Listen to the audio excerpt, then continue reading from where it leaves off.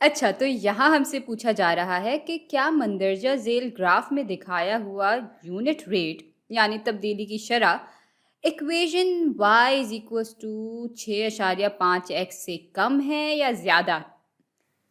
अच्छा, मेरे ख़्याल में हमें ये सवाल मुकम्मल तौर पे नहीं समझाया हुआ। लेकिन चलें, मान लेते हैं कि इनका यूनिट रेट से मतलब है कि y x के हिसाब से कितना बढ़ रहा है या y में क्या तब्दीली आती है जब x में एक अदद की तब्दीली आती है। तो अब अगर इस इक्वेशन पे गौर करें तो जब x एक अदद के हिसाब से बढ़ता है तो y में 6.5 की तब्दीली आएगी। यानी x के हिसाब से y में तब्दीली का यूनिट रेट बराबर है 6.5 के।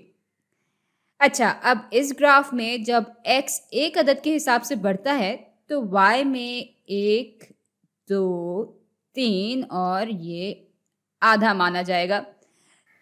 तो x के एक अदद बढ़ने से y में 3.5 अदद की तब्दीली आती है।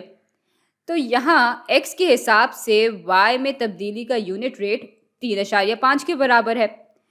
तो ग्राफ में जो लकीर है उसके बढ़ने का रेट कम है बनिस्बत इस इक्वेशन के। यानी यहाँ y x के हिसाब से ज़्यादा तेज़ी से बढ़ रहा है बनिस्बत इस ग्राफ के y के। तो ये इम्कान दुरुस्त होगा जो कि कह रहा है कि ग्राफ का यूनिट रेट कम है इक्वेशन के यूनिट रेट से।